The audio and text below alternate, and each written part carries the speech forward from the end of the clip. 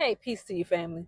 So in my last video, I mentioned the book of Job, and so I want to talk about the book of Job in this video because it was one of those strings that I pulled on that started to unravel everything for me when it came to um, where I was in my journey of just kind of deconstructing faith. And my journey has been one of specifically deconstructing faith because I've deconstructed religion over many years, deconstructed Christianity a long time ago, deconstructed this Hebrew Israelite, Hebrew roots, Hebraic walk, over the years.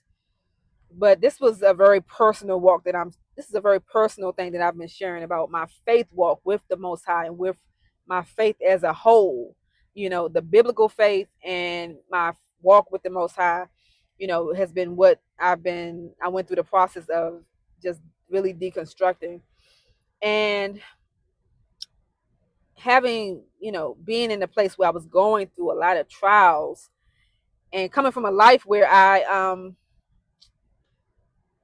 have just been in a chronic state of survival mode and a chronic state of blockages and trials.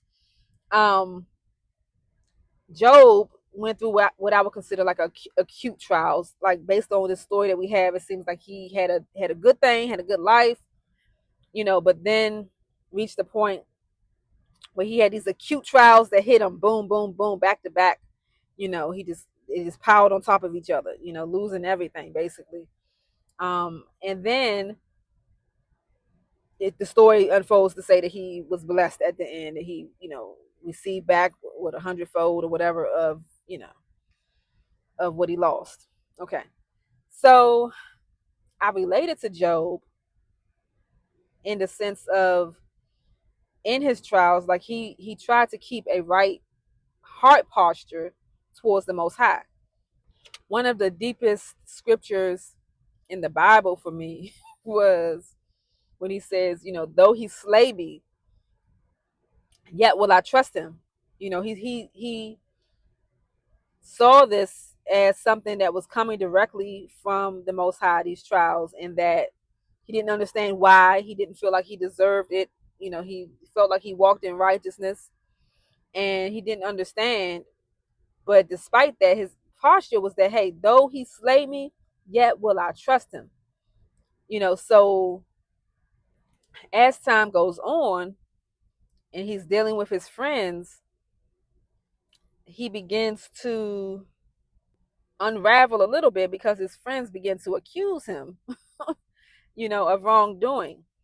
And because of their worldview and their view of the Most High in life and trials, they believe that the only way that you're going to be going through what you're going through is because you have sinned. You have sinned somewhere, you done fell short, and this is why this is happening.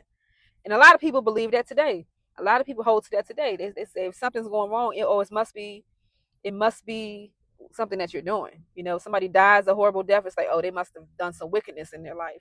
Or, just we have these ways of perceiving, these worldviews, these perceptions of how things go. And we have the tendency to project those onto people in their situations. And sometimes we end up making people's burdens even heavier by putting these perspectives on them and what they're going through, because we actually typically don't know. We don't have that type of insight typically into why certain things are happening, especially when it's not our own lives. So I could relate to the book of Job. I could relate to the character of Job because I just could relate to that, those trials. His was over a short period, mine have been over the course of life. And I wanted to be able to maintain that heart posture of, keeping myself pure in the heart and how I perceive God. Up until the point where I was, really wrestling with the Most High and wrestling with myself and with life, I had never really looked at the book of Job as being anything wrong with the story. It was a challenging story, the fact that the Most High allowed this to happen, but I've never allowed myself to really fully question or doubt the character of God. I feel like anything that God said to do in the scriptures, anything that He allowed it was a good reason, even if I can't understand it. And I would always defend, defend these things in the scriptures. I'm like, there's a good reason. There's something deeper. There's something, and I would usually be able to tap into something that was insightful, to be able to, bring out how this thing that doesn't seem good is good. So, but this time, I was being in the midst of the suffering myself, and looking at this, and I started to question, because I was doubting for my own life, because there's all these promises, like Job, uh Job's friends expected that Job wouldn't go through these things, because they had an understanding and a perspective that if you are righteous, that you have a certain level of protection, you have a certain level of favor, that these certain things unfold, that the Most High protects you, that he's his eyes are, searching the earth, looking for those who fear him and love him and trust him, and so that he can support them. So this is the reward of the righteous, right? You go through trials or whatever, but ultimately the Most High is your keeper, right? He's your portion. So they had this expectation for a reason. So, and I had the same expectation for a reason, because this is what the scriptures proclaim.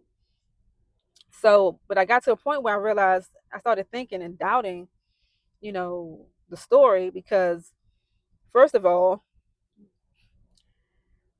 why would God allow? So the story starts off with God and the devil, God and Satan, Hashatan, the adversary, you know, communicating.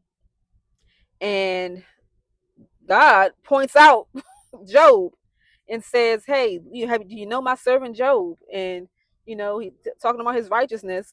And then Hashatan is like, "Hey, it's just because you protect him. I bet you if you pull that protection back for a minute, that he gonna curse you and die. He'll curse you to your face." And so there's this kind of like wager, kind of like God's like, "Hey, go ahead and do it and see what happens."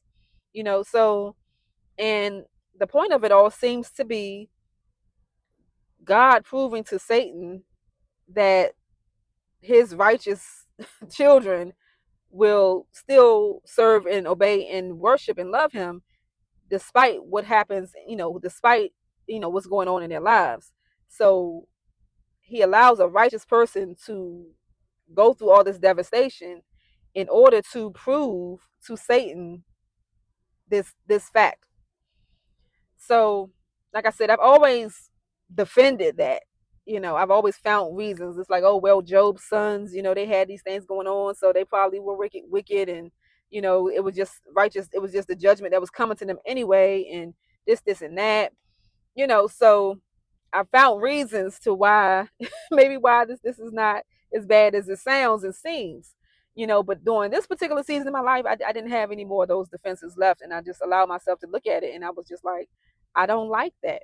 And I started looking at other things in scripture where I had just defended, or just saw a deeper reasoning why God would allow or do certain things. And I started looking at it during this season of my life, and I was just like, I actually don't think that these things are okay. Like, I actually think that these things are kind of messed up. And I pondered that for a long, long time, and I tried to, as I had always did, defend these things.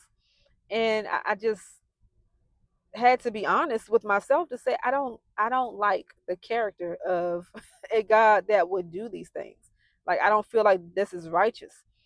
I don't feel like a lot of these judgments are righteous judgments. And I'm just a human, yes. And as people will say, God's ways are higher than our ways, and his thoughts are higher than our thoughts. And listen, I, I believe that. Anyone who has a perception of the whole is higher than the individuals within that whole. Okay. So I believe that. But I also have a idea of what's righteous.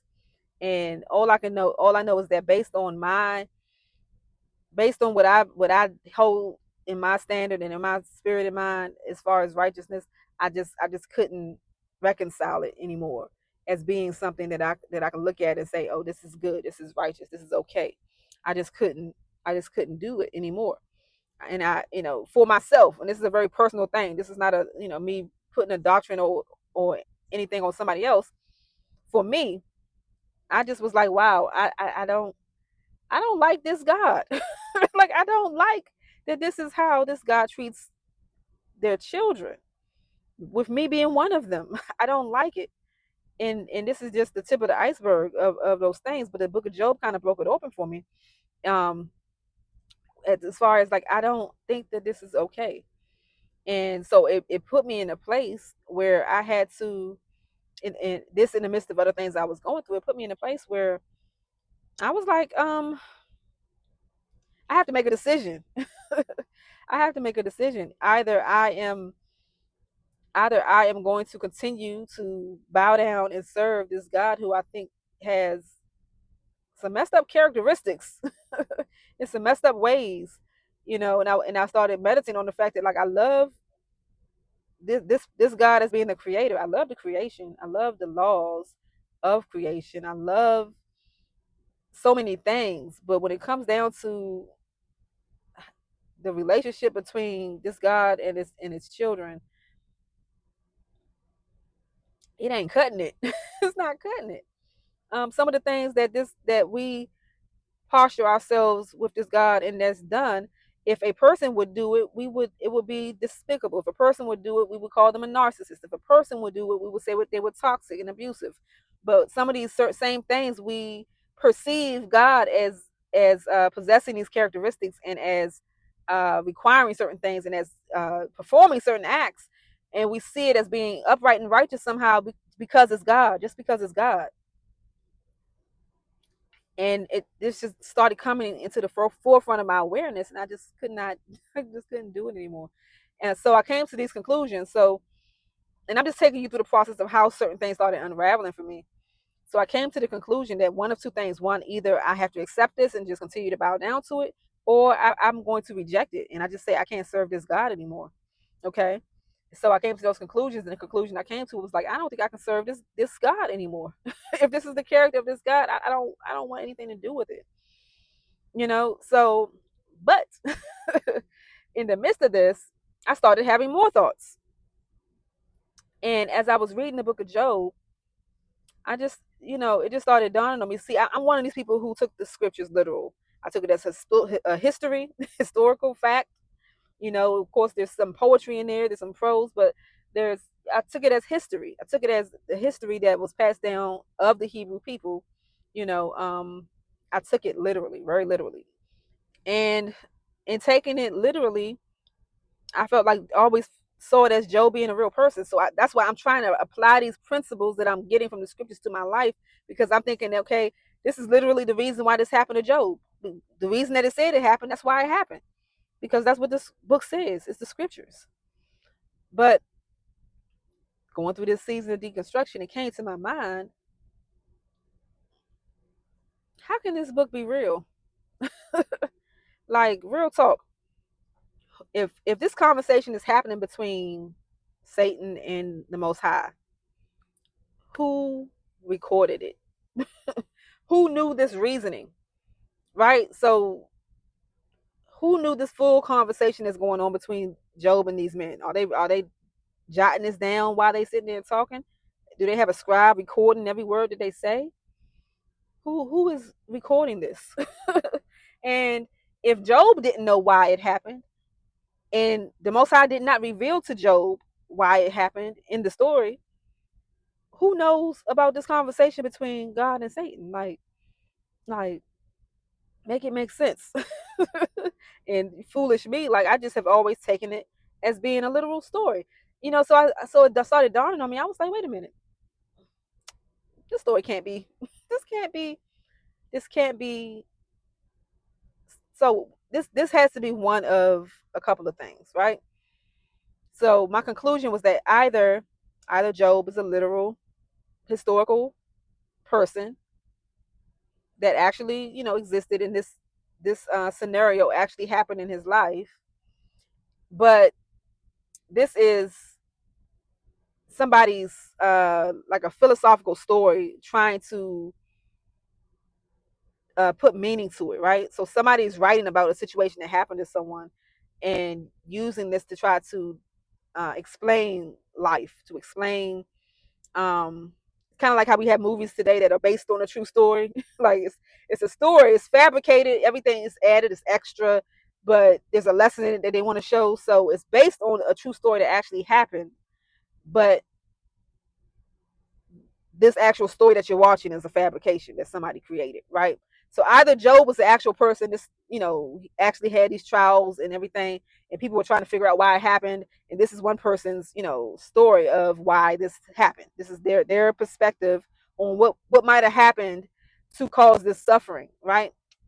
And so either is that, or it's just completely a story. See, so like people in ancient times, just like how we do today, create stories, create characters, write fictional things, um, in trying to unravel and break down like what, in trying to understand life, and I'm trying to understand God, and trying to understand suffering, and trying to make sense of it.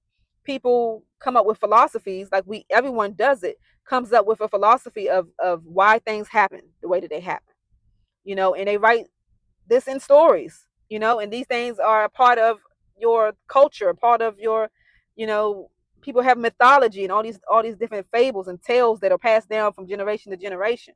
Every culture of people have this, right? So this is the Hebrew, this is a book, this Bible is a book of Hebrew writings.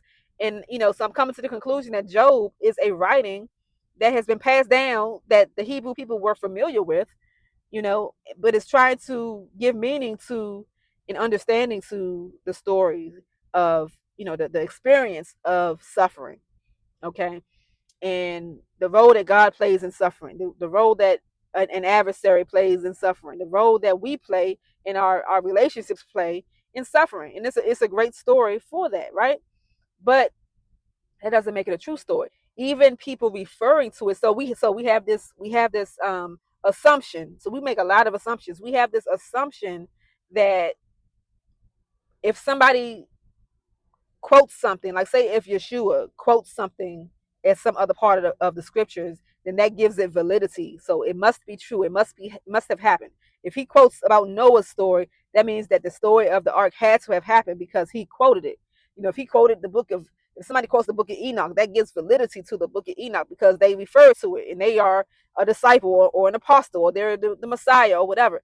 Like that's not a that's an assumption. Okay, just because someone mentions something does not uh, mean that that's a validity for the reality of something. So I can sit here and quote and refer to the Matrix movie. That doesn't mean that the Matrix actually happened in real life. I'm referring to something that we as a culture are familiar with. I can quote the Cat in the Hat and use that as an example for something, because it's something that we know as a culture. We're familiar with it. Okay, that doesn't mean that it actually literally happened just because I mention it or quote from it, right? So, but we've made this assumption that just because something is mentioned or quoted, that hey, that's a stamp of approval. We have what I'm trying to say, we have so many assumptions. There's so many underlying assumptions when it comes to the Bible and to this faith that it has taken on a life of its own, and we're living based on all these assumptions. In the question, if we just ask ourselves, why do I think that? Why do I believe that? Why do I think this? Why do I believe this? You know. So these are just some of the things that began to unravel for me as I was going through my trials and as I examined the book of Job. And it blew my mind that I had been so conditioned to see something like this as being so literal that I'm literally like racking my brain and meditating and praying, trying to understand my trials in light of what was shared in that book. Because I'm like, why would I'm literally, I'll be in the shower just like, well, Job went through this and blah blah blah blah blah. You go through the biblical characters. Well, they went through this, and God said this in that situation, and so in this my situation, and that's how I know I'm not the only one. I know I'm not the only one. So, but I'm doing it like I talked about in the last video. I'm basing my whole life on something that now I'm coming to the conclusion that, wait a minute, this is a story. This was a person's perception and idea of suffering and how the Most High deals and all that. This doesn't necessarily have anything to do with the actual creator. you know, which is what helped to resolve the issue for me, because I told you I was at a point where I'm like, yo, if this is the creator, if this is God, I'm about done with this particular God here. I don't like it. And if this is the God of the universe, then hey, I guess it's gonna be bad luck for me, in my end, because I can't do this anymore. But I was able to come to a different conclusion as I continue to go through this process and realize, wait a minute, a lot of what I'm seeing and thinking is a lot of what I'm seeing as God, what I'm perceiving as God, is not really the actual creator. This is not really, this is coming from the thoughts of man. This is man in the middle. Okay, this is man in man's writings, in man's thoughts, in man's ideas, and this has been passed down through the generations of, this is what this particular culture thought about how God dealt. And it's through the Bible you'll see a couple of different conflicting ideas about this. Okay, so that's what I wanted to share for right now from the book of Job, because I just hit on a couple of different angles when it comes to this deconstruction journey, and just exercising intellectual honesty, emotional honesty, and I guess just an example of what wrestling can look like. Our ancestor Jacob was one who wrestled with God. He walked away with a limp hip, but he came away with answers. So, um, so when I talked about the book of Job and my conclusions, that opened up the door for me to look at the rest of the scriptures to say, interesting, interesting. You know, um, I take what is good, I take what bears good fruit, and I take that, and I take it from wherever it presents itself within the scriptures and anywhere else. So, I wanted to share that. I wanted to share how the book of Job played a role in my deconstruction journey, in my wrestling with the Most High, in my suffering and personal journey, and I wanted to share just how that process looks, or how it has looked for me. So that's all for now, family. If you have any questions, any thoughts, share it in the comments, and I'll see you in the next video. Shalom.